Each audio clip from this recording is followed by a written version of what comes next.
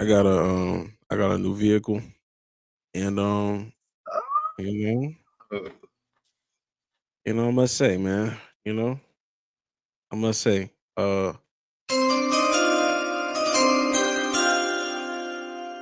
yeah, man, get that Instacart shit out the way, man. Go buy your own food. I ain't gonna hold you.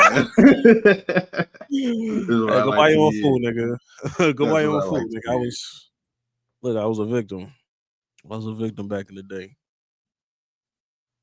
Figure that shit out. Like to hear. Figure that shit out, man. Stop being lazy. Go pick up your own food. Go get your own. You want something? Go get it yourself. You don't got to spend the extra however many dollars for that delivery. Just lazy ass niggas. We can go to the store. You might see something else you might want. Like that's what, man. See, now you see the vision. I'm glad you see the vision. I always saw the vision. I just had to cope. You feel me? I was. That's real. Oh shit! Shout out to the disabled and shout out to LeVar Ball. Hope you get well soon. Welcome back for sure to another episode of the Play for Keeps podcast, the only podcast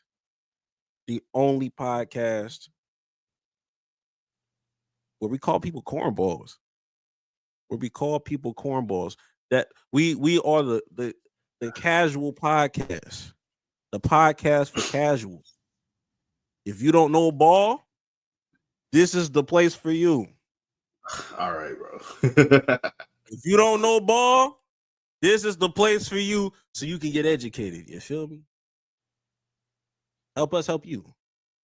And of course, it's Black History Month.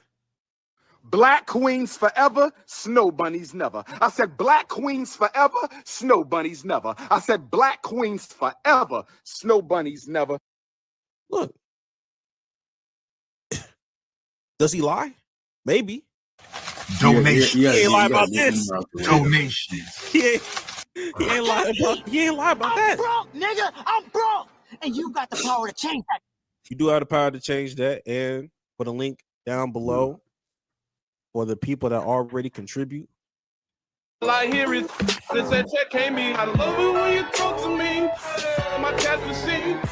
My cat's the scene. I love it when you talk to me.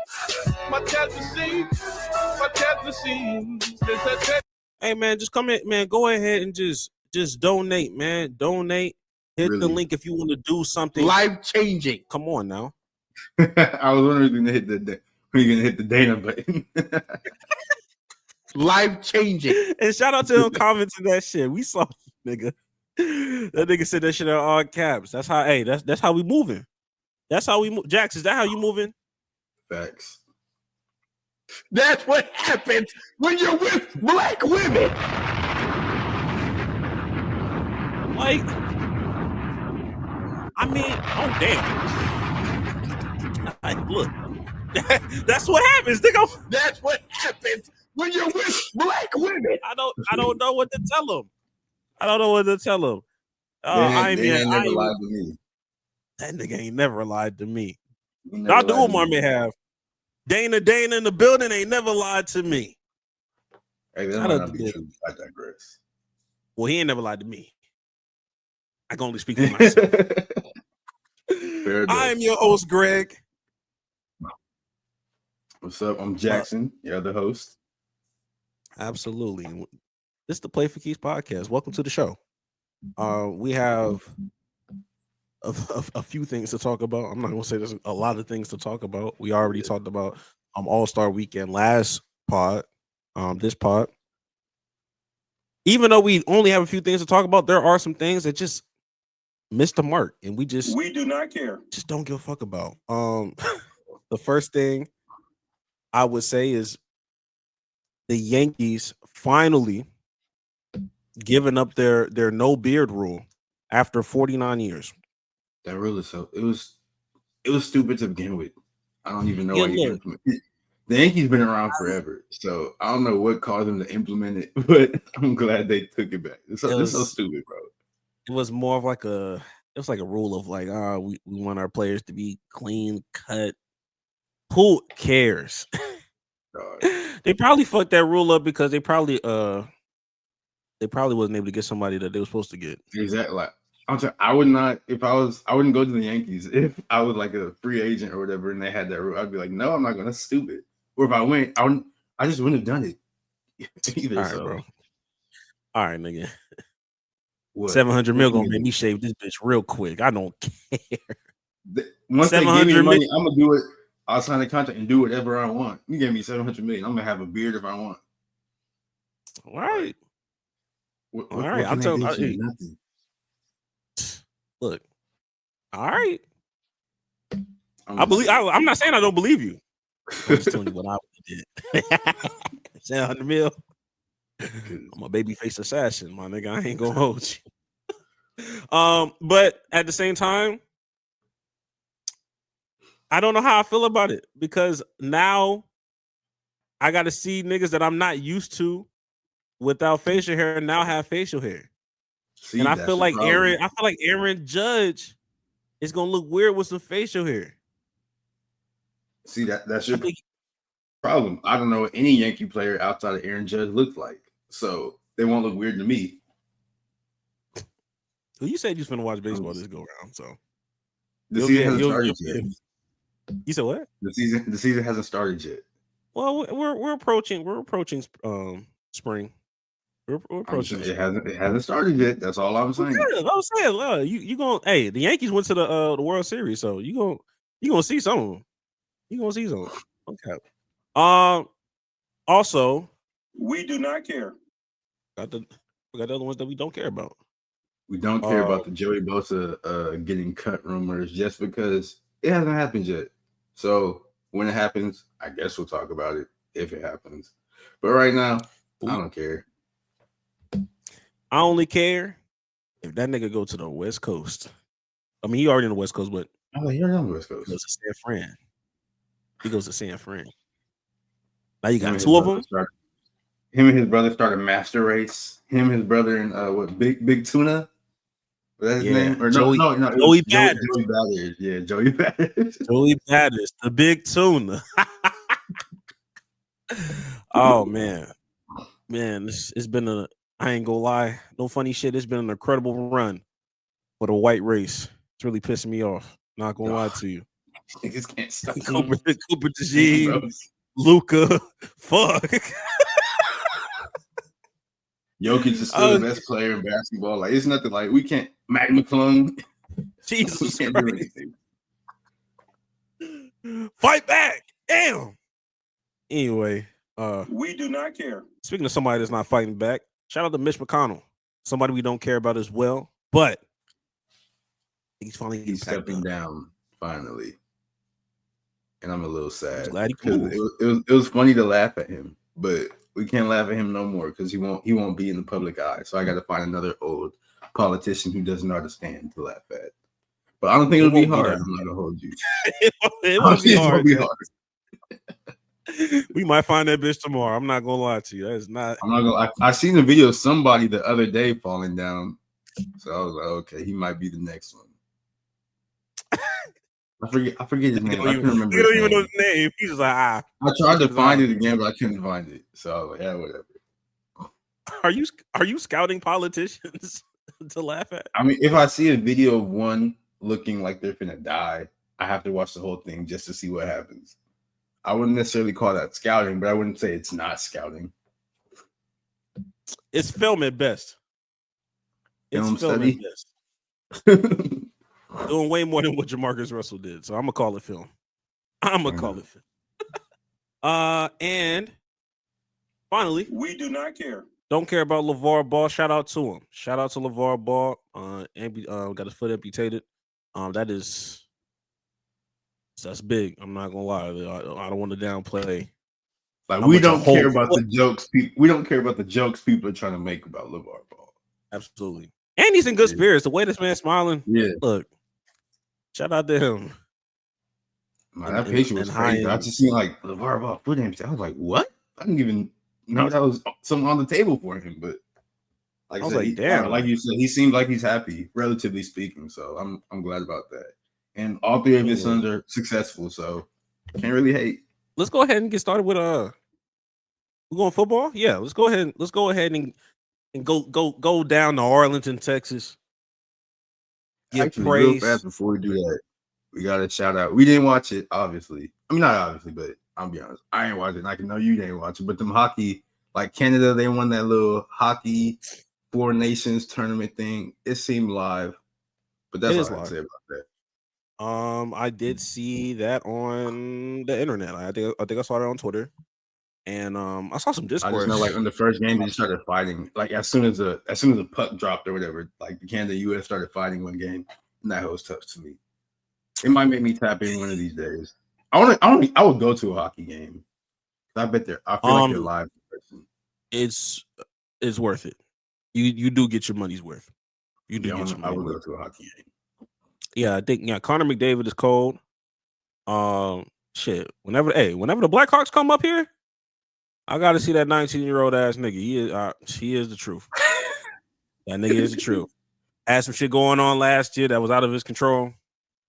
Personal, but look, once that got cleared up, adversity. The brother can ball, nigga. All he needs is a little bit more weight on him. This really the Wemby story. We'll talk about Wemby, but once he gets more weight on him, so he can really shoulder a nigga. Oh, he gonna be nice. Yeah. Oh my God, I forgot because I was gonna use this as my hot take, but I just think it's way too large. Pause to just use as a hot take. It is a part of the we do not care, but it just has to. We do not care. Rob Parker was right. Let's teach people a little bit of a Black history lesson about Rob Parker. All right, Rob Parker, he still is a journalist out of Detroit, and I remember back in the day, he had some criticisms for RG3. Now, the only reason why I'm bringing up RG3 is because my brother in Christ, Jax, sent me something that if I have to see it, the whole world must as well. Robert Griffin III, when you accidentally take melanin instead of melatonin to fall asleep.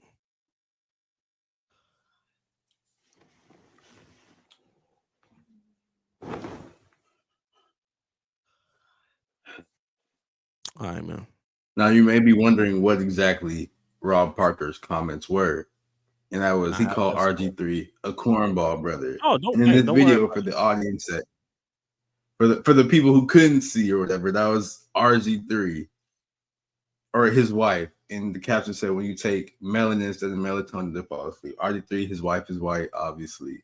In the video, she quote unquote falls asleep, and then when she wakes up, it's really RG3 dressed in his wife's clothes. And this is not the first time RG3 has done cringeworthy interracial type content. But just for a reminder for everybody else, this is what Rob Parker got fired for. He got fired for these words. Getting fired for this is hilarious. But my question, which is just a straight honest question, is he a brother or is he a cornball brother? What does that mean? Yeah, explain that. Well, he's not really, okay? He's black, What does that mean? but he's not really down with the cause. He's not one of us. He's kind of black. He's in the, but he's not really like the guy you really want to hang out with because he's off to something else. Why is that your question? Well, because that's just how I want to find out about him. I don't know because I keep hearing these things. We all know he has a white fiance, and there was all this talk about he's Republican, which there's no information at all. I'm just trying to dig deeper into why Journalism. He has an issue because we did find out with Tiger Woods. Tiger Woods was like, I got black skin, but don't call me black. So people got a little wondered about Tiger Woods early on about him. What do RG3's braids say to you? Now that's different because to me, that's very urban and makes you feel like I think you would have a clean cut. Bro, end this video. End this video. This everybody's line of question in this video is horrible. From the He said, "No, what does his brain tell you?"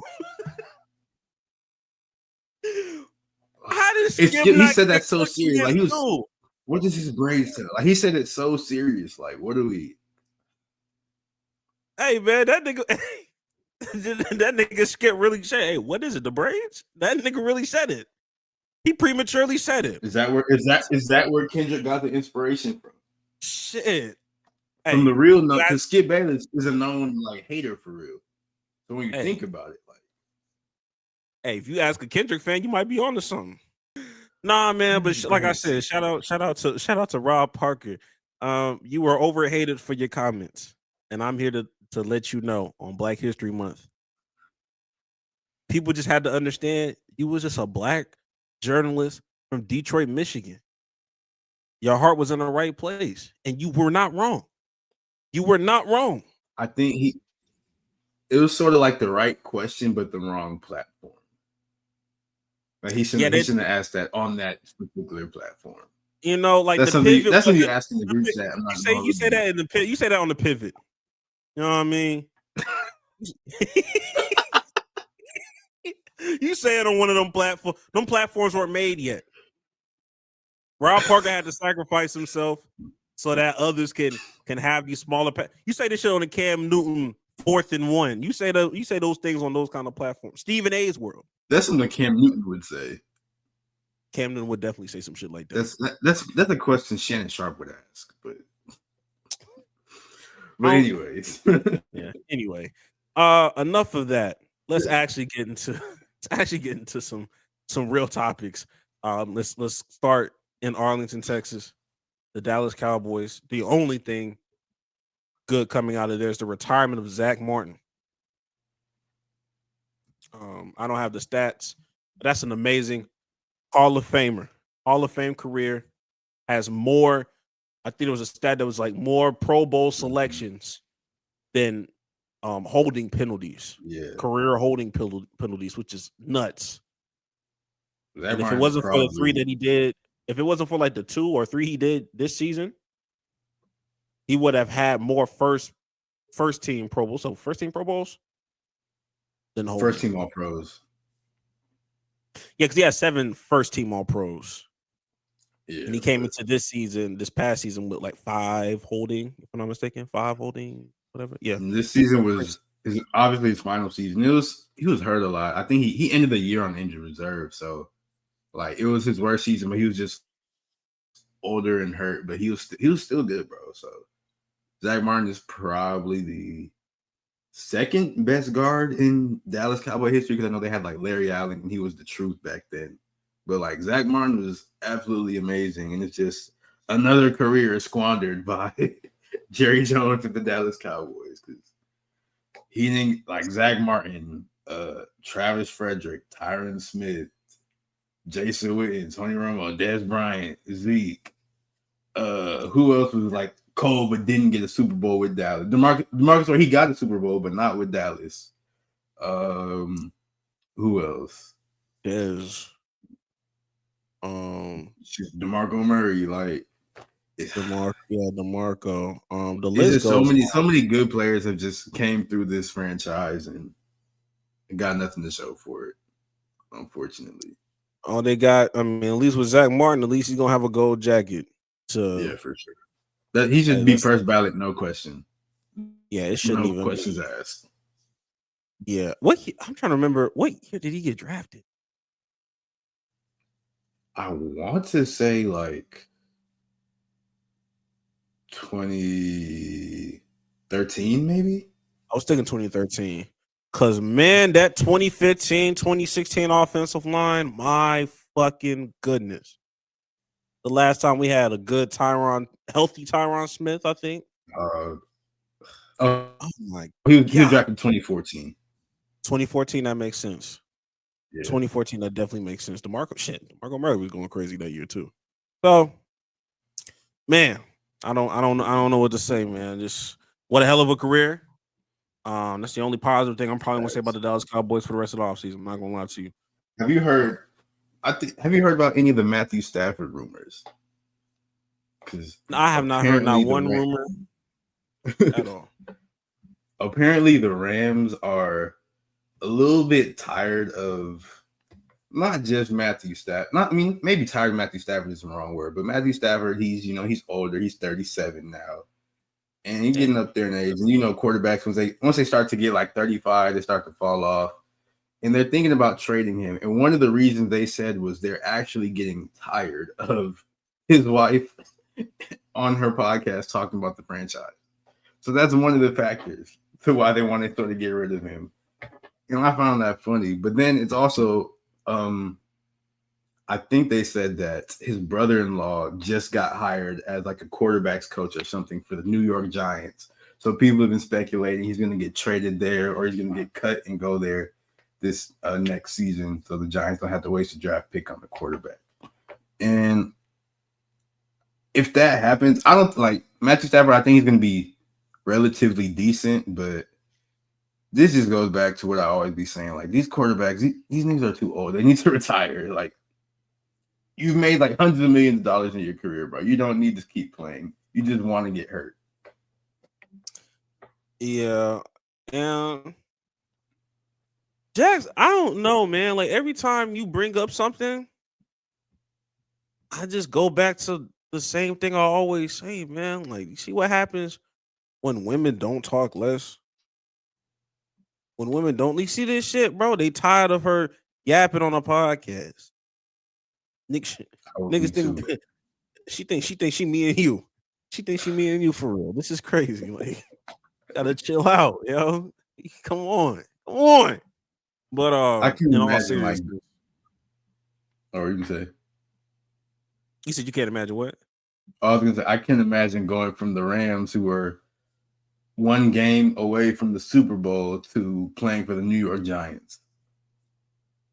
I can imagine that. I mean, if I'm Matthew Stafford, I can imagine it. I came from the Detroit Lions. Look, I know Sean McVay changed that broke. Sean McVay changed that broke nigga life, and now even go back to poverty. Shit, we being honest, shit. Detroit changed that broke nigga life. Sent that nigga over there. Fair enough. Yeah. Dan Campbell could have held that nigga like, no, you're not going. They could have Myles Garrett the nigga. No, you staying here. I mean, if he would have stayed with Detroit, they could have won the Super Bowl. Like replace Jared Goff with Matthew Stafford right now. Like, yeah, but like would have been cooking last season. So. Yeah, but like you don't get the amount of picks that came with that.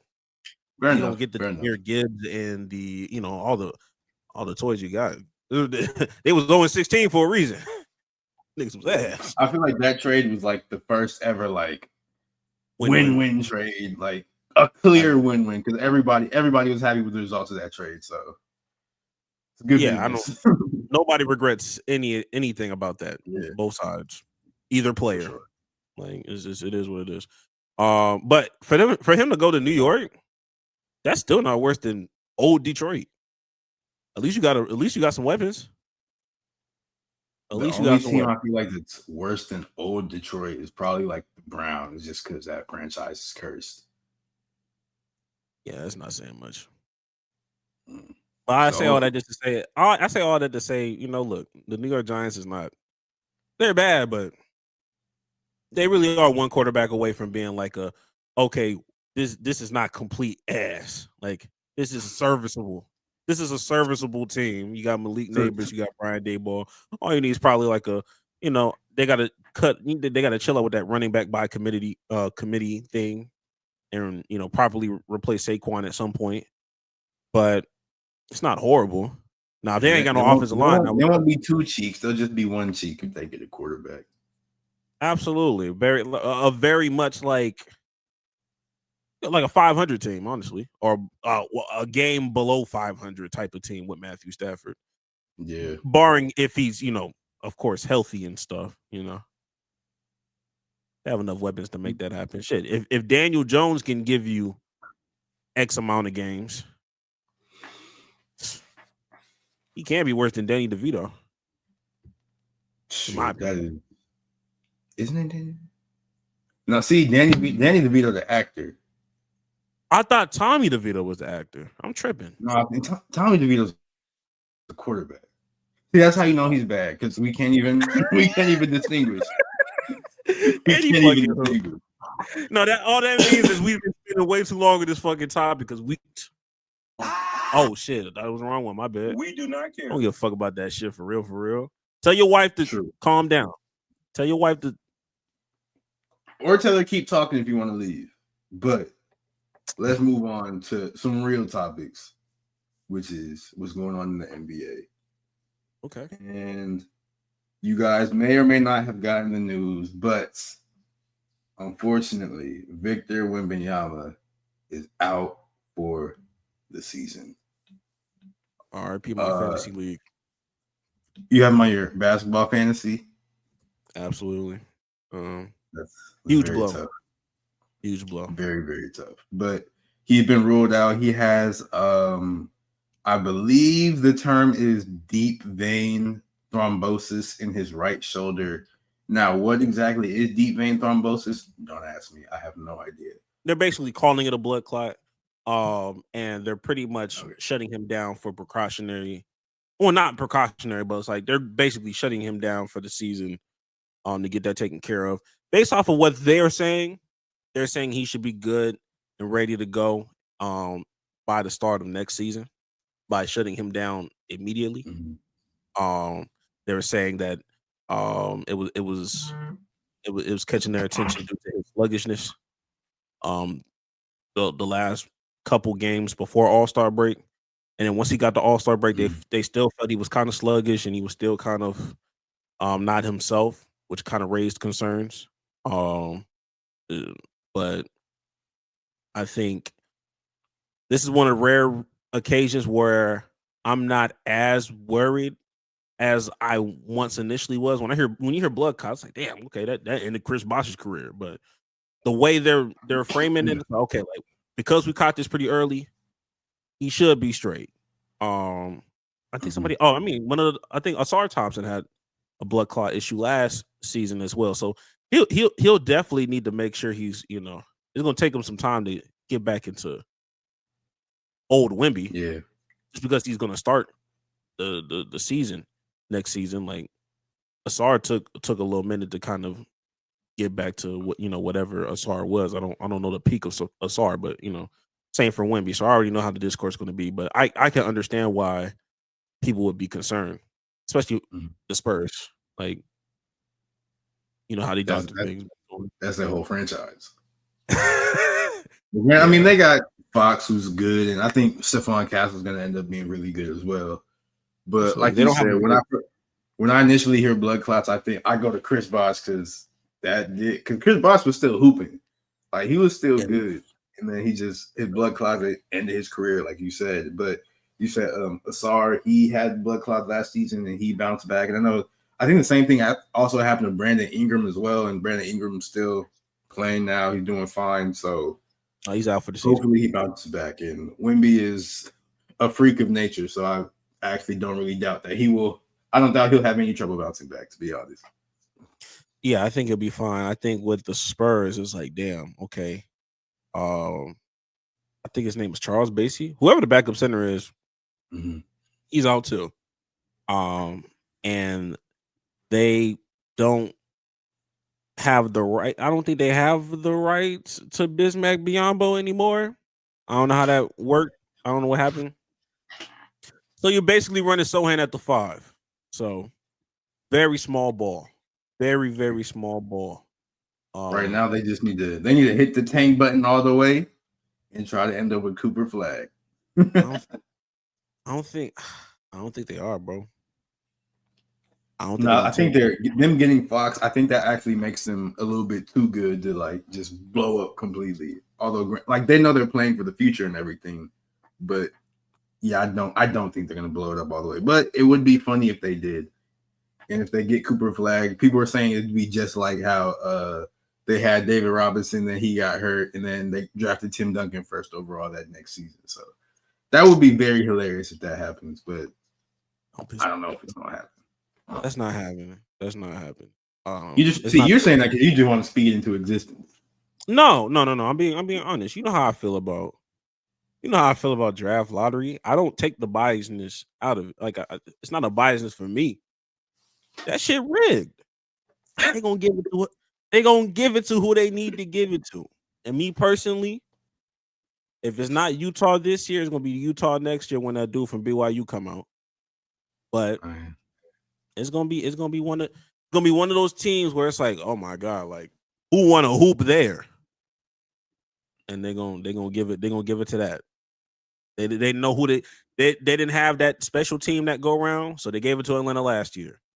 But whether it be I can see Utah, whether it be who's that? I can see them trying to rig it for the Nets because it's in New York, and I know the Nets have a whole bunch of picks this year, so I could see it end up going to the Nets. Although the Nets aren't actually bad, so yeah, they're playing competitive basketball. If I'm being honest, this would be a good year. This would be a good year for Toronto. This would be a good year for Toronto. They don't want to. They wouldn't want to sing. They wouldn't want to sing Cooper Flag out the country. I don't know. They not giving them to the Wizards because there was already a top 2 pick. They're not giving it to the Hornets because LaMelo Ball's still there. The Raptors are in play. The Utah Jazz are in play. That's it, because it can't be the Pelicans because they're not giving it to the worst team in the league. They have yet to give a number 1 draft pick to the worst team in the league since the new rules, and that's been 8 years. I think that's intentional. It has to be intentional by this point. So, is either Utah or Toronto, in my opinion. And if I was a betting man, maybe it is Utah. I don't know. Spurs, it don't make sense unless. Okay, you might be on to something. It depends on how the Suns finish, though. Where's Cooper Flag from? He's not from Portland, is he? He's from Massachusetts. Okay, no, he's from the complete opposite side. Or not Massachusetts. He's from Maine. He's from Maine, which is not too far away from Toronto, for being honest. But yeah. But that's real close to Maine. The Warriors get knocked out. The Warriors don't make it in the play-in, and he goes there. That don't make sense because they have hilarious, bro. That would be hilarious, though. It would. Hey, it would be. Hey, low key. Oh, no, I don't think he can go to the Sixers. I think somebody has the Sixers pick, so I don't think he can. Probably y'all. Yeah, I think it might be OKC. No, y'all, nigga, y'all got everything. Honestly. Honestly, yeah. Shoot. And and shit, like we got picks from other teams, but it's not to y'all caliber. Like it's just really just all the Suns shits. So if the Suns do something crazy, then it's up and it's stuck. Like we got it, but everybody else, it's you, nigga. You got it all. It's a good spot to be in. I'm not gonna lie to you. I'm not gonna lie at all. But a bad spot to be in, though, is in the same position as Bobby Portis, because he has just been suspended for 25 games by the NBA for what do they call it? Did they call it a PED or like an unapproved substance, or I forget the exact terminology. I don't think they said PED, but okay. I think it was I don't know if they called it a drug violation. I'm gonna look at the right word. Oh yeah, he was suspended for violating the league's anti-drug policy. Absolutely. And when you normally hear that, you're like, "Oh my gosh, I can't believe these players, they're doing these drugs, they're making all this money, blah blah blah. Why did this happen?" But if you stop and like really look at the story, it turns out that Bobby Portis, he accidentally took the wrong pill. That his trainer, he gave him the wrong pill for pain medication, because the NBA has approved Toradol, which is, I hear about Toradol all the time. I never hear about it in a positive light. So I'm like, why do these sports leagues approve this horrible drug? But that's what the NBA has approved, Toradol. But his trainer gave him some Tramadol, which is a completely different drug. And because of that, it violates the NBA's anti-whatever. And it was really just a simple mistake, and that's why he was suspended. And it also turns out like that tramadol, it's actually one of like the most common drugs used in like just like pain medication in general, and it's not even harmful or not really. Everything's addictive, but it's not as bad for you as Toradol essentially. So it's just like NBA, bro, be for real, please, because he just unintentionally took the wrong pill. That's it, and they suspended him for 25 games. Low key, For the rest, yeah, because we're at like the 55 game mark right now. So 25, that'll be he'll have 2 games left in the season essentially. Yeah. He better thank God he on a playoff team. So I mean, this is not the end of his season, but like, all right, bro, like be for real, when it comes to certain things like this, and we'll bring up the Shaq clip soon. It's just like when you have certain situations like this, at some point, like we gotta use like common sense. You know, at some point, it's like, okay, like let's use our brains. Obviously, he did not. He has no. He gets no competitive advantage by taking this goddamn drug, and it's fucking Bobby Portis. Who is checking for this nigga? You know what I mean? Like, he's a good player. I'm not. That's not for disrespect. But y'all making it seem like this is like some shit for Joel Embiid to play 82 games or some shit. Like, no, bro. It's Bobby Portis. Exactly. But you mentioned the Shaq clip, and I'm gonna pull that up real fast just so y'all can hear about how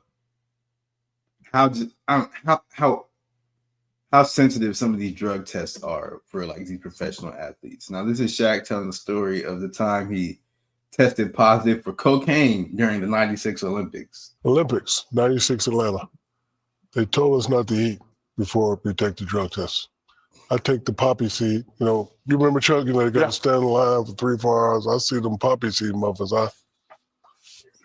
Horace Ballmer come to the room and said, "Man, I'm disappointed. I tested positive for cocaine." And I was like, "Oh, hold on. All right. First of all, the Sarge would kill me. My mother killed me. I've never done it like that." Then they did the research, and the poppy seed muffins have the same derivatives as cocaine. So that's the only problem I have with, like, you know, the NBA said that they tell you not to take this, and that, but something that's not on the list can be a derivative of something that you're not supposed to take, and you can mess with that one. And I think he misspoke, because the whole poppy seed thing, it's actually, you test positive for, I think it's like opioids if you ingest poppy seeds, not cocaine. So he misspoke, but that's just how sensitive some of these drug tests are, bro. Like, and then even then, he wasn't. This was during the Olympics. He wasn't suspended or nothing. They ended up realizing, oh, we messed up, or I guess Shaq messed, or it wasn't even a mess. It was just, it was a mistake happened. So they went back and course corrected. It was like, it's poppy seeds. That's so really like, what they should just do with Bobby Portis. Like, oh, we messed up, and reinstate him. But whatever. Though. Yeah, I think the only reason why they didn't do it is because with Shaq, it was poppy seeds versus him. It's still like an actual drug that he took. Not that it makes a damn difference, because we already broke down that this substance. To be honest, I don't know why it's banned to begin with. Like, if we're being honest, I don't know why this actual thing is. And look, I ain't no goddamn doctor either, so I'm not gonna sit here and act like I just know it. But it just seems like, I don't know. But like I said, at the end of the day, it's Bobby Portis. So how much do I really care? All right, like, this is sad, and this is like, damn, this is kind of like, I'm tired of this shit. Like, I'm tired of, like, okay, like, why are we being a stickler about these goddamn rules when you clearly see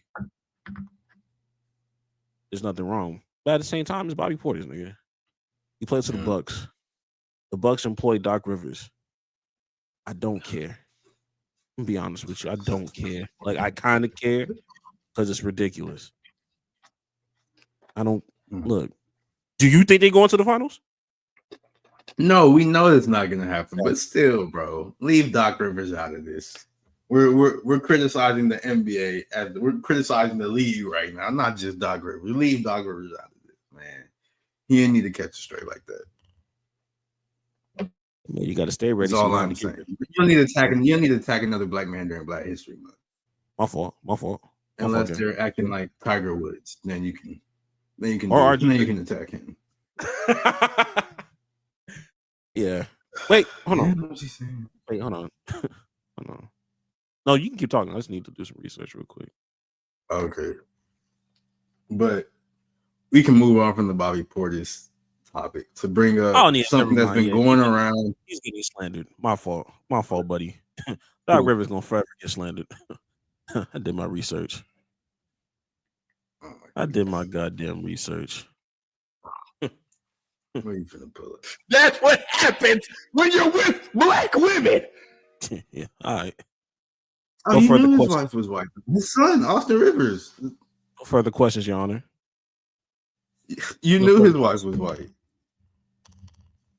But anyways, there's a conversation that's been going around for really like the past like 2 years, if we're being honest, about honestly probably even longer, about who is going to be the new face of the league for the NBA. Now, basically, this is not the first time Stephen A has said something similar, but he basically says, I don't believe an international player can be the face of the league, and let's see him expound on that. My personal opinion is I don't believe an international player can be the face of the NBA. I know they're global iconic figures. Their popularity extends globally, but the NBA is an American-born sport, and it needs to resonate in America. And if it doesn't resonate in America, then it's not going to matter to America how you resonate beyond. And so that's just my mentality, UD. That's how I think about it. Not to say they can't be popular or what have you, but I just think about it that way. Shannon, as to your point that you made yesterday, UD wasn't here when you made it. I understand your point, and you're absolutely right. You can't want something more for somebody else than they want for themselves. And I totally get that. But that doesn't mean I'm not entitled to my wish list. And my wish is that Anthony Edwards changes his mind. And the reason why is because, my favorite players are him and Steph Curry. And where I fell in love with Anthony Edwards wasn't with the dunks or whatever. It was when the playoffs showed up last year and that brother was giving it to the Phoenix Suns. That to me was the nail in the coffin, UD, because okay, I don't need you to glaze Anthony Edwards right now. I just wanted you to basically get to the point of, okay, this is why you feel like nobody out of America can be the face of the league. Now, before I add any extra context or any other people's opinions, because we have a couple more opinions, it's all derived from Anthony Edwards basically saying he doesn't want to be the face of the league. He doesn't care to be that. And to a degree, I guess I can understand where he comes from. He's also somebody that's basically like I don't know if you want to call it a disciple, but basically he looks up to KD a lot. So there's a lot of similar mannerisms of how they move about X, Y, and Z. But look, why not? Like, not talking about Anthony Edwards, but it's just like, who says you can't? This is the same person that said Shohei Ohtani was not going to be the face of baseball because people are not going to be, they're just not going to be turned to a Japanese superstar. And that nigga carries the fucking sport. That nigga carries the fucking sport. You remember Bobblehead Night when I brought up that goddamn video? That was in Los Angeles. There was a long ass line just to get fucking bobbleheads. And you talking about somebody can't be the face of the league in an American sport? It don't get more American than fucking baseball. It don't get more American than baseball. Take me out to the fucking ball game. Where the fuck you think Franks come from? This, like I said, at some point you keep swinging and missing, Stephen A. It all comes from xenophobia. It all comes. It's basic xenophobia. I try my best not to go that route for a few of these takes, but it's just old niggas just being xenophobic and just thinking it just can't happen. That's where I'm at with it. The whole face of the league conversation to me is so stupid. It's so dumb. Who cares? Because honestly, I think Charles Barkley actually said this. I think he said it yesterday, but it's something I always sort of thought about. He was like, the face of the league, nobody has to appoint it. The person who's the face of the league just takes it. You just become the face of the league. So if Anthony Edwards becomes the face of the league, that's just how it happens. Like, he doesn't get to choose that. Nobody gets to choose that. It just happens. It happens organically. So it can literally be whoever. It does not matter. When people, oh, it has to be in America, it has to be. No, it doesn't. It's whoever the fans, whoever the people resonate with, and anybody can resonate with anybody. It's whoever the people find cool. So it can be somebody like Wemby, because honestly it probably will be, because he's sort of been engineered for this since he was like 14 years old, and little kids are gonna see him and be like, oh, he's cool, this, that, and the third. So like, it don't matter who you guys, oh, it has to be American, oh, it has to be this. Like, no, it can be whoever, because whoever's the face of the league, it just happens that way. It's not something somebody has to appoint. So the whole conversation is very stupid to me. Which brings me to the next clip, basically, of Kevin Durant, because apparently this is the hottest of topics, to the point where we just got to ask everybody about these certain situations. So they asked Kevin Durant about Wemby or Anthony Edwards potentially being the face of the league, how he feels about face of the league stuff. And here's what he had to say, and I thought it was thoughtful. I thought it was a thoughtful response. We all talk about being the face of the league, and for example, I asked him, he said, like, he's the face of the league. What do you think about that? And do you think like a foreign player can be the face of the league? What I keep hearing that. What is the face of the league? Like, what does that entail? What do you do when you are the face of the league? I can be being the best. Right? I'm just saying, what comes with that? Because it seems like it's just more than basketball. So when we talk about, I want to know. You got an answer for me? For me, it's like being the best player. I think it's a little bit more than that, because I mean, because Ant playing great ball, and they said he's not fit to be the face of the league, or Luka's playing great, and sometimes people don't.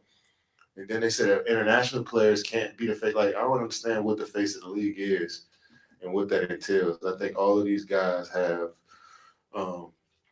impacted in the culture of basketball. So many players are probably watching Victor or Luka and trying to emulate what they do every day.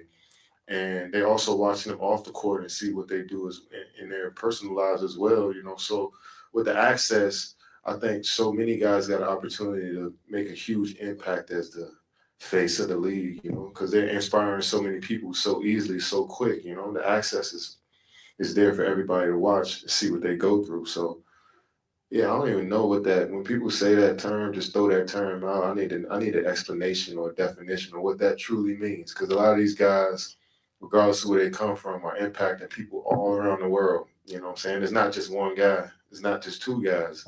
It's this whole generation, an era of players is going to impact the world in a different way than the guys before them. So I just think that's a term we use just so we can have a conversation.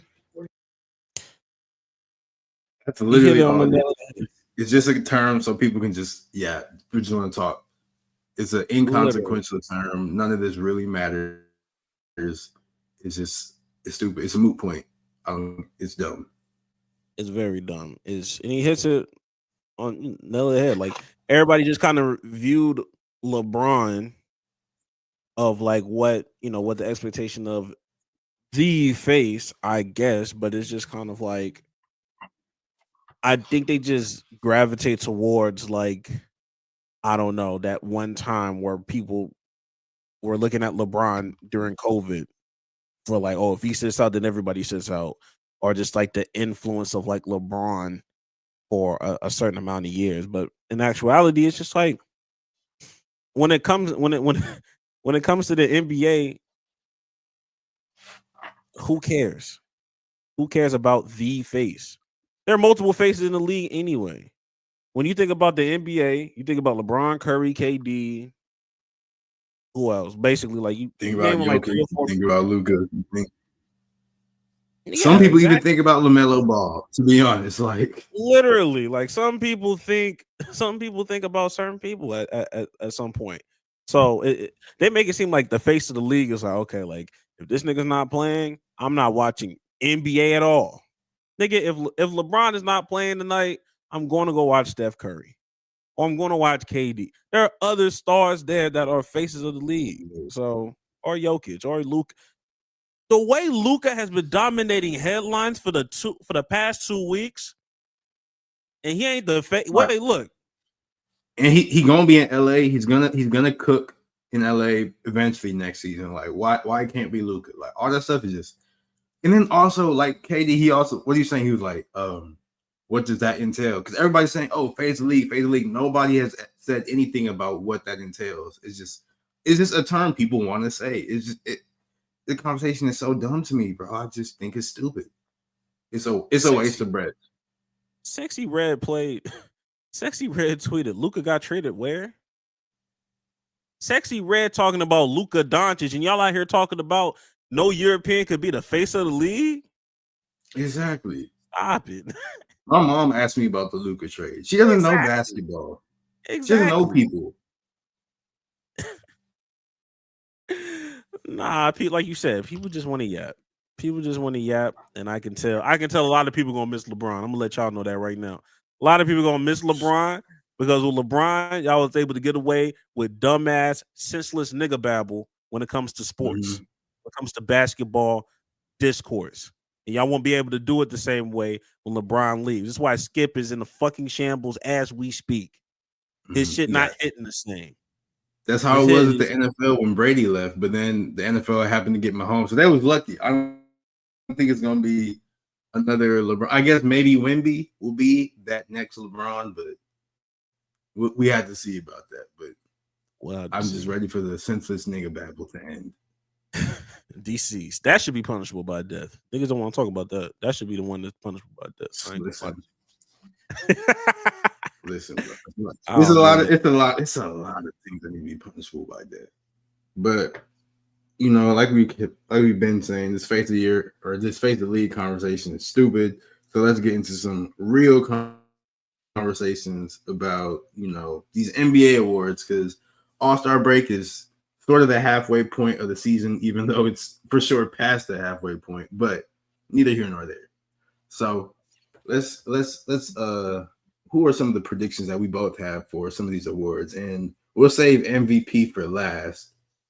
Let's go ahead and start with this newer award that I feel like is a completely made up thing and it's stupid, but the Clutch Player of the Year. Clutch Player of the Year. I can't remember who won it last year. I think it was DeMar DeRozan, but I could be completely wrong. But for Clutch Player of the Year this season, I just have to say it's Trae Young, because I've been seeing too many highlights of him like gaming niggas at the end of a game or like embarrassing people at the end of a game. So I would go Trae Young, to be honest. Yeah, half of those videos probably came at the New York Knicks expense. So I might go ahead and say Trae Young. I know that I think there's some odds for Nikola Jokic to win it as well. But I have another award for that young man instead. But I'm gonna go Trae Young as well. If the other award you're thinking of, the award I'm thinking of, I can't co-sign that. But we'll get to it when we get to it. Coach of the Year, though. Who do you think is gonna win Coach of the Year? Honestly, it's probably gonna be Cleveland, and it's probably gonna clear. Shout out to Ime Udoka. He had a nice little run, but unless Ime was finna get the number 1 seed in the West, I just don't see him outbidding the Cleveland Cavaliers, because nobody expected them to be this goddamn high. I know it's the East, but I think the Cleveland Cavaliers might have that one if they keep on this trajectory that they're on. I don't even know. Are they still? Yeah, they're still the number 1 seed, 45-10, with a nice little gap between them and Boston. So winning matters. I feel that. I understand that. I acknowledge that. But I still think Coach of the Year should go to Mark Daigneault. I think did he win it last year? He might have. He did. But he did. He won it last year, which is why I'm not going to. I'm not upset at a repeat, because OKC, they just keep this train going no matter what happens. Or actually, really, now that I think about it, the even better choice, Yeah, scratch Dagenhall. A better choice would be Jamal Mosley for the Magic because they've had injuries to two of their best players and they were out for most of the season. And the Magic are still in playoff contention. I believe they're like they're the number 7 seed. And when Paolo went down and when Franz went down, they didn't really suffer any drop off despite missing their clear cut top dogs. So I will go with them because they're a good team and they're going to continue to improve as their players get healthier and healthier. So I'll go with them. This is the problem with when it comes to certain awards like this, because it's like, man, there's just so many teams that improved this season. Like even the turnaround from the Detroit Pistons is not to go unnoticed as well. Like there are plenty of people like, damn, y'all are doing a good coaching job this go around. If they didn't care about wins so much, I would lean towards Jamal Mosley as well as a good candidate. But I think it goes off of shock value and win percentage. Because Dagenhall had it last year. They're probably not going to give it. Well, they probably would have gave it to him if everything stayed the same last year going into this year. But the shock of Cleveland becoming a number 1 seed and keeping it, the shock value versus win percentage, I think they're going to lean that way. But I agree with everything you got going on. If they gave it to OKC, I wouldn't be mad. If they gave it to Jamal Mosley, I wouldn't be mad. Hell, if they gave it to Ime, I wouldn't have been mad. There's a few teams. Shit. Detroit. If they gave it to Detroit, I really wouldn't be that goddamn mad based off of the turnaround. They had a historic loss of a season last year. To turn it around, and now you're in playoff contention. And you have Cade Cunningham going to the All-Star now, as an All-Star now. Like that. Hey, that's actually a really good point with the Pistons as well. So, like you said, it's a lot of good coaches, which is a surprise because normally it's not that many. But hey, that's what happens when you get these old niggas up out of here. That's what happens when you get them old niggas up out of here, yo. It's a new age. Real. But for most improved player, who do you have? Most improved. I had. Let me look at my notes that I just made up. I'm leaning towards. I really want to. I would love Cade Cunningham, but I like Norman Powell though. I think Norman Powell. Nobody expected the Clippers to be not only a playoff team, but I think they're still top 6, if I'm not mistaken. I had they're top 6. They are still the 6th seed, which means they wouldn't even be in the play-in conversation. Now they lose any more games, and you look. Obviously that changes. But when you lose Paul George and you don't have Kawhi for the first start of your season, and Norman Powell has that quote like, man, look, sometimes people got to leave so people can shine, and niggas started laughing. I think he said addition by subtraction. Addition by subtraction, which is something I be saying all the time. I like when other people use similar quotes as me. I got to go Norman Powell. Yeah, I'm 100% with you. Like last game, he dropped 41 points in an overtime win. Like Norman Powell, he should have been an All-Star. If LeBron would have actually sat out the game, like if LeBron would have announced he was sitting out the game, he probably would have been an All-Star. Like Norman Powell was averaging 13.9 points last season. This season, he's averaging 24 points. He's 31. Like in his 10th season, he's having his absolute best year. He's playing amazing. He's averaging 24 points, a steal, couple assists. He's shooting the lights out. Like he's shooting 43% from 3. Like he's going crazy. Like it's Norman Powell. It has to be. That's the only one that makes sense. And Paul George is stinking that shit up. Yeah. Another nigga that's stuff out there for Paul George. Fucking ass. Nigga hasn't scored 20 point. Nigga hasn't had a 20-point game in over 2 months. I think Paul George has been like hurt the whole season though, because they say like I think somebody was like he's been getting injections in his shoulder before to play every single game. And it's just like at this point, bro, just respectfully, you've made so much money in your career, bro. Just retire, man. It's not worth it. All right. But our next award we have is Sixth Man of the Year. And Okay. this one, I was not sure who to choose, but Greg, you have convinced me that it needs to be Peyton Pritchard because these white boys are cold, bro. During Black History Month, I hate to admit it, but they're cooking a little too much. Yeah, it's Peyton Pritchard, and it's not even close. I'm gonna be honest with you. At first, I had to remind myself, I'm like, who? Because even if Amen Thompson was a 6-man, I don't think he was going to beat out Peyton Pritchard. That nigga's been hooping. Peyton Pritchard's been hooping. And he's on the best. You know, I think the Celtics are still the best team in the East. I think of course, on the best team in the East. Yeah, I don't have any pushback on that as well. So. Yeah. And now for Depoy, this one, it would have easily been Victor Wembanyama for Defensive Player of the Year. But now that he's out for the season, he won't meet like that games played threshold to qualify for these awards. So with this one, maybe it's a little bias on my part. Maybe it's a lot of bias on my part. But one thing is, I don't care. I think it should be Lou Dort. The Dortcher Chamber. It needs to be Lou Dort for Defensive Player of the Year, in my humble opinion. Depoy in general is just very. It's kind of hard to vote on. I mean, like it's kind of like that's the only one where it's like, damn, like, what are the real qualifications? Because sometimes, like, being a good defender doesn't show up on the stat sheets. You know, very true. So. I can understand. That's why it's so hard for a guard like a Lou Dort to go get a Defensive Player of the Year because he's not going to average the amount of blocks that a big man is going to be because they're fucking big. So if they gave it to Lou Dort, look, I really wouldn't be mad. I think the nigga got anger issues. In my personal opinion, I think the nigga got anger issues. I done seen that nigga a couple times. OKC be chill for the most part.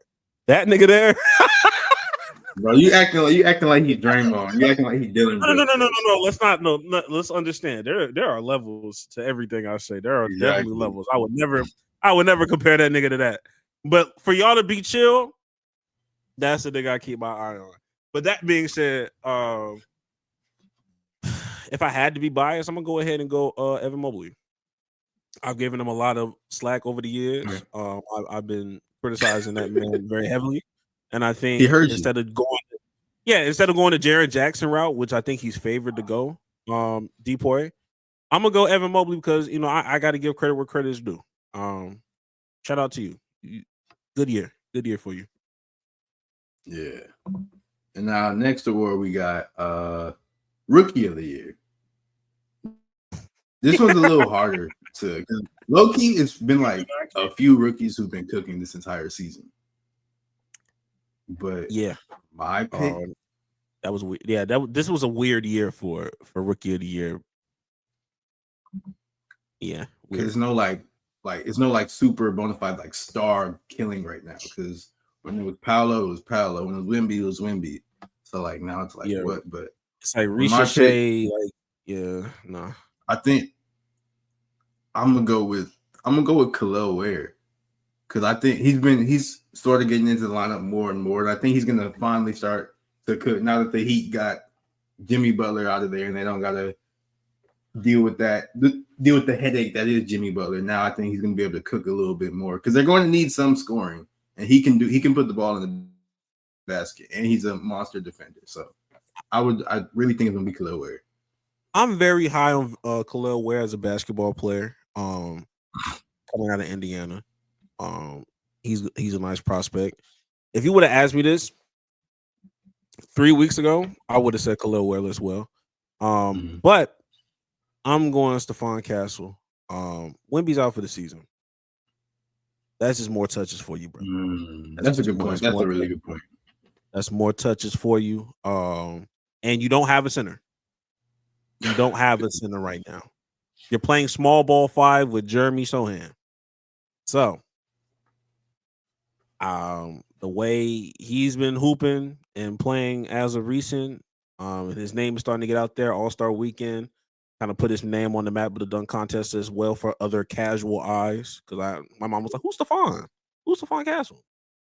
Look, he's next up after next to Wemby, I guess. So I'm gonna go with him for sure. And then finally, the last award is obviously the MVP.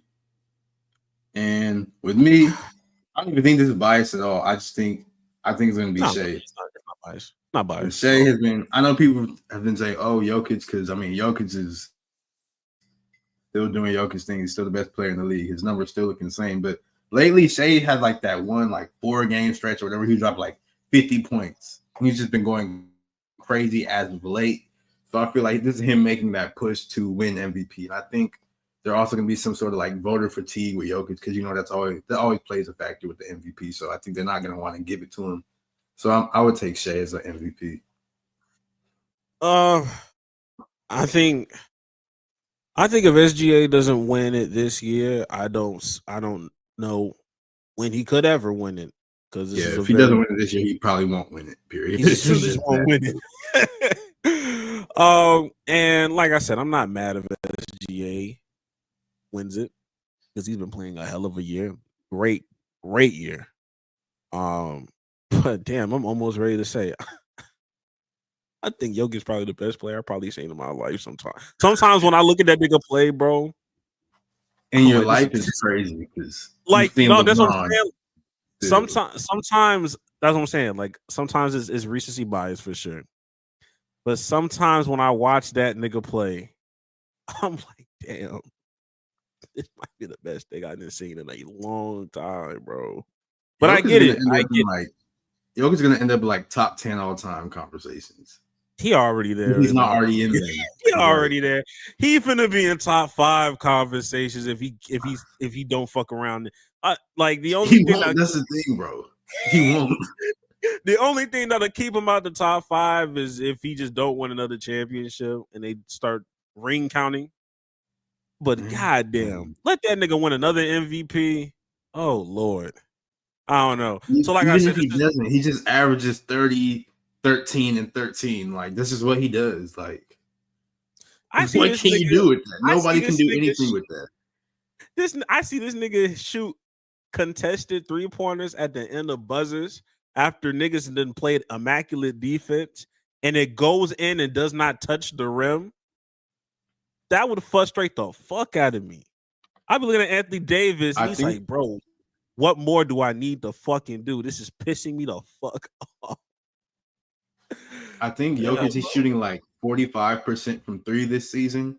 And that takes into account all the half court heaves and everything he throws. Because he always will throw a half court shot at the end of a quarter. So those shots are misses most of the time. They bring down his he's made some of them, which is also crazy. But those shots bring down his average. So if he just wasn't doing that, he'd probably be shooting 50% from 3. 50% from 3, bro. And then I think they say he also takes the furthest. His average 3-point shot is 29 feet, and that's the furthest out of anybody in the NBA. It's just he's just doing stuff and it's working. He's doing whatever and it's working. Nobody can do anything for him. And I don't think he's gonna suffer any injuries because his game doesn't lend itself to that. He's not a high flying athlete or whatever. It's just he's just cooking. I'll say this. He may not be, and maybe it's just because I can relate weirdly. But he may not be the best thing we've ever seen.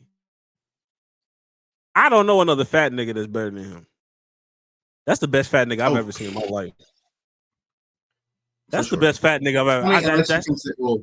Shaq was fat later in his career, so that doesn't really count. Even in prime Shaq, I don't care. I don't care. Respect to Charles Barkley. Charles Barkley was never as good as Jokic is right now, so. I don't care if it's prime Shaq. I don't care if it's prime Shaq, bro. I just never seen a nigga that's better than fat. This fat nigga here, and Jokic's not even fat like he used to be. He been slimmed up over the years. But I'm taking Jokic over Shaq. I'm sorry. I'm taking Jokic over Shaq. I'm taking Jokic over prime Shaq. I'm not even talking about fat nigga Shaq. I'm talking about prime Shaq. Prime Shaq. I'm when you taking say him that, over you mean prime. just like you? I'm Are you saying like you just rate him higher? Like you wouldn't take him like 1-on-1 or nothing like that? He said 1-on-1. Even Yeah, if I'm taking that nigga, I'm definitely picking Jokic if it's 1-on-1. But I don't know, bro. Because like Shaq is the only player. I think there's only a couple players who are like strong enough to sort of defend Jokic, and Shaq might be one of them. what is that nigga Shaq finna do at the 3-point line? Tell me what that nigga finna do on the. I mean, Jokic isn't gonna run by him, huh? Jokic isn't gonna blow. Jokic's not gonna blow by him or nothing, so he don't got to worry about that. He just D him up on the 3-point line. Just guard him close. A lot of niggas guard that nigga close. That's what I'm just. A lot of niggas guard that But they're nigga not close. strong enough. What happens? What does strength have to do with contested jumpers? What does strength have to do with contested jumpers, nigga? Shaq taller than Jokic, so he I can. thought he was the same height. I thought he was the same Jokic height. only like Not the six- same height. Jokic only like 6'10", which is also crazy. He's 6'10". I didn't know. I thought he was 7 foot. Really? No. For real? Yes. I did not know. I didn't. I'm promise to God. I swear, I thought that nigga was 7 foot. Really? Damn. He doing all that at 6'10". Oh, he's 6'11". Same shit. He doing all this shit at 6'10". Is crazy. Oh my God. Exactly, bro. I'm still taking him over Prime Shaq. I don't care. But to get off the discourse, I agree with you. I think SGA wins it this year, but I need niggas to understand. If Jokic wins that hoe, I will not be surprised if he had a playoff. We've never seen anything like Jokic, but Jesus Christ. I think, Greg, I think it is that time though. Psych. Football season's over. Football season's over, nigga. It's hot take of the week. For people that don't know, we give our hottest take, and we do it weekly. I thought we just, want to explain it for the people that are new to this. But Jax, do you have a hot take? Yeah, I do actually. So my hot take is that and I've been thinking about this. I went back and I rewatched the highlights and everything. And I know people hate it, but the dunk contest it's perfectly fine, bro. There's nothing anybody can do to improve it. Like I think out of all the dunk contests, like it's hard to be any more creative than it's already been. Unfortunately, I'm sorry. Like you can't. The only thing you can do to make the dunk contest better, I guess, is add more props. But people that complain about the dunk contest, you sort of gotta stop. There's not like what more dunks can be done. They've done everything. So that's my hot take. You can't improve the dunk contest. It's fine, bro.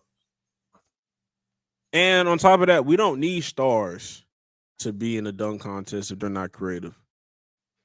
That's too. Stop bringing up these. We need stars in this bitch. No, we don't. Because I think people had asked Anthony Edwards, and he was like, "I can't." He said, "I can't really do the dunk contest because all I have is power. I'm not really creative." He's like, he said the only dunk I could really do that's creative is a windmill. And if you think about all his highlights, they've just all been windmills. Because I mean, that's all he said he can do. Exactly. He was like, if y'all have a dunk on contest, somebody I can do that, but just normal dunk contest, I'm not creative enough. And I appreciate that self-awareness because a lot of people don't realize that. Like, I know a lot of people wanted Russ to do the dunk contest. Like, he's not creative either. He was just super duper strong. They wanted Zion to do it. Zion just got that 360. Like, that's all he be spamming. It's a very tough 360, but that's sort of all he's shown us. They're only tough in game. They're only tough. They are. Well, I won't say they're only tough in game. They're tougher in game. You take that shit to a dunk contest.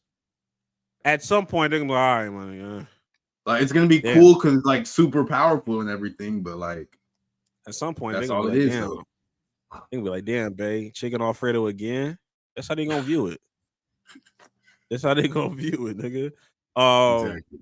And Jaylen Brown should have taught y'all a long time ago, or at least last year. We don't just need an all-star that can dunk in the dunk contest. It was ass. So I agree.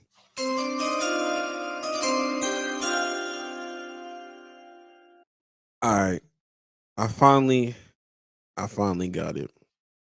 And is this a well-informed hot take? No. This is just how I feel. Those are the best ones. This is just how I feel.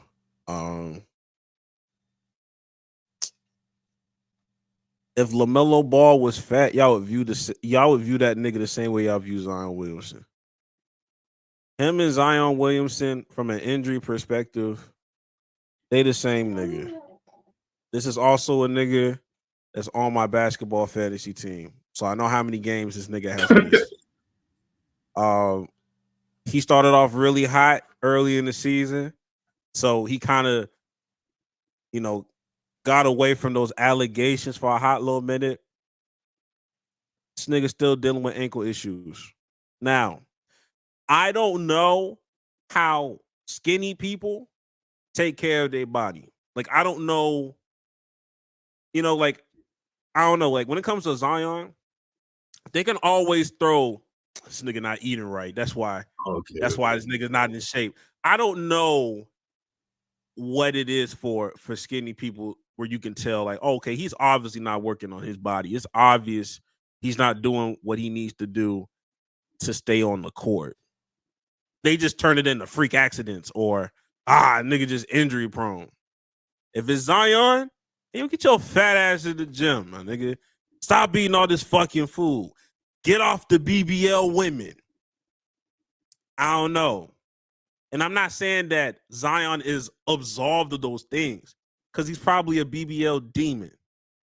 But at the same time, when it comes to LaMelo Ball, I have not seen any real improvement on taking care of his body. I don't know how to do it. He a skinny nigga. So if I say anything, I'm hating or I'm not, you know what I mean? Or they'll just go to, Steph Curry had ankle issues back in the day. It's just like, yo, the amount of games you missing and you a YN. So I know he looked like one of them niggas that play dickhead basketball and just gets up, don't stretch, and just go hoop. That's the vibe I get, even though he probably does his due diligence. But I don't know. Him and Zion the same nigga to me. If we was to have them niggas in the same, they weren't in the same draft class. But it's just like, damn, like, because LaMelo was the year after. It's just like, damn, like, is he injury prone or does he not know how to take care of his body? I honestly think it's just injury proneness because I really just think it's genetics because Lonzo, he had them ankle injuries and all that. So he keep having them like lower body and leg injuries and stuff. Now LaMelo as well. And it's kind of fucked up. Jello, he didn't really make much of it. But I think LeVar might have had diabetes because I don't know, but that's normally why people get their foot amputated like that. So I think LeVar could have had diabetes. But with Jello, he didn't really pan out in the NBA, so he didn't like play long enough to see if he has those same durability issues. But I really do just think it's genetics. They just got like some bad feet in that family, like some bad like legs, bad ankles, bad knees, whatever. So I think I just think that's it, honestly. Like maybe he'll get over those issues like Steph, because I know Steph, he'd be wearing them big ankle braces now, and he ain't really had no ankle injuries since. So maybe LaMelo might have to get on that plan. But that's what I'm saying. I really just think it's that. I understand that, like, you may be coming into this league under some form of adversity, but I would feel a little bit better if he was like, oh, okay, I'm injuring myself with the fat ass ankle bracelet. I just see that nigga ankle bone all out, all willy-nilly like he normally does, shoots the one-legged pull-up threes that he always makes. He is a cold nigga, but it's just like, damn, like, you're not even, I don't even see you taking the precautions. Like I said, when you're a fat nigga, you can always throw it back to your weight. This is why you're not even taking the net. You know, freak accidents can happen, but you're not even setting yourself up for greatness eating the way you eat. Well, you know your ankles is bumping. That's true. And you're not doing nothing to keep yourself on the court. Like, I can see if it's a wrist here, a shoulder here, it's always the legs, it's the ankles. And you got a brother that's going through some similar shit. But you're not doing nothing about it. You just going back up there playing basketball the way you are. That nigga played against the Lakers and beat them like yesterday. That nigga out tonight. Yeah, he was cooking. That nigga out tonight. So, you know, not just to be a LaMelo Ball rant, but it's just like I think skinny. Yeah, y'all gotta. I know a lot of people are fat phobic, and I get it to a certain degree. But y'all gotta look at these. Y'all gotta look at these other niggas. Y'all can't just blame everything on injury proneness when they're not doing anything about it. You just allowing yourself to just be injury prone and not doing any precautions. I think that should be slandered a little bit more. That's my hot take. Slander these injury prone niggas. I'm not mad at it. I'm not mad at that take. That's probably a crazy statement to say, but I think you need to slander them a little bit more so they can do better, you know. But that's it. We didn't have a lot to talk about yet. Yeah, we ended up getting it an hour and 23 per usual. Jax, any last words? Like I always say, and I say it every single time, you want to change your life, go do some life-changing shit. As Daniel would say, some life-changing. Life-changing. Life-changing. Really, you want to change your life, go do something like that. As for me, hey man, if you're a black man, find you a black woman.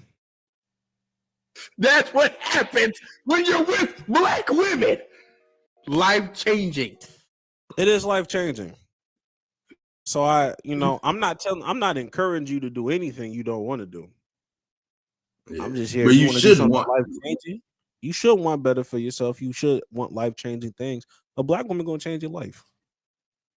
So go find you a black woman. They're not hard to find. They're everywhere. Depending on where you are active, I'm gonna hold you. Nah. If you're in Minnesota on Love Is Blind, you can't find any of them. So no. There's black women there. They just don't trust show me, Jax. I trust you. They just didn't do their work. They scared Tyler and Ashley scared them niggas from digging deeper into Minneapolis. There's some black people there. Trust me, Jax. There's black people everywhere. That was unacceptable. Love Is Bland. Yeah. Fuck that season, man. I'm scared to do a recap. They better tighten the fuck up. I'm still on episode 3. I was like, man, I don't even feel like watching it. I'm gonna do it, I think, but still, man, it's. Hey, you remember that nigga? You remember that one nigga that responded to us? He commented on one when we did the Love Is Blind segment. Oh yeah, he was like, "I'm glad to see some brothers commenting on Love Is Blind." I was like, right, I know that nigga is so pissed this season. I gotta find because I know he's not having a good time. I want to find his page. I'm gonna find his page and see what if he's had to say anything about this. That's what I'm saying. I know he's not having a good time breaking this shit down. Because why are we still in the pod 6 episodes in? I heard there's 6 episodes of straight pods. They're in the pods like episode 5. All right, bro. What? That's fucking crazy. It's normally not like that. It's like 3, right? It's like 3 and then they're out the pods by episode. They're on vacation by episode 4 normally. That's what I'm saying. Fuck, we still in the pods. It's probably ain't shit to do in Minneapolis. That just lets me know that none of them get together in the end. So they're trying to extend it. None of them get together. They're just trying to extend it. I can see that now. Jax, it's so bad. I don't care if they get together. I'm not even concerned. Everybody looks the same. Yuck. I don't know who any of these people are. They all look the same, bro. Let me hear this shit. I can't see any of them. That's not even like being any type of bias or like no, they literally all look related. Nah, man. At this point, bring Tyler and Ashley back. If this is what you gonna do to me, if this is how we doing it, see what they're doing. Just bring them niggas back. Oh, apparently, one last thing, and I'll leave it alone. Apparently, somebody that saw Tyler's Tyler's Hinge profile the other day. Niggas, I guess he's back on the market now.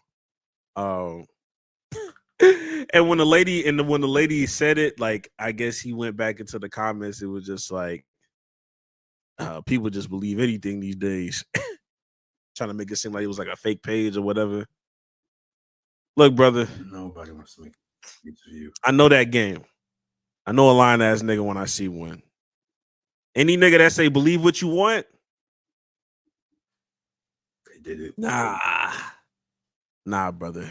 With that being said, we'll catch y'all niggas next week. Go find y'all black woman. If you're non-black, that's not a message for you. Disengage. And with that, we will see y'all niggas next week.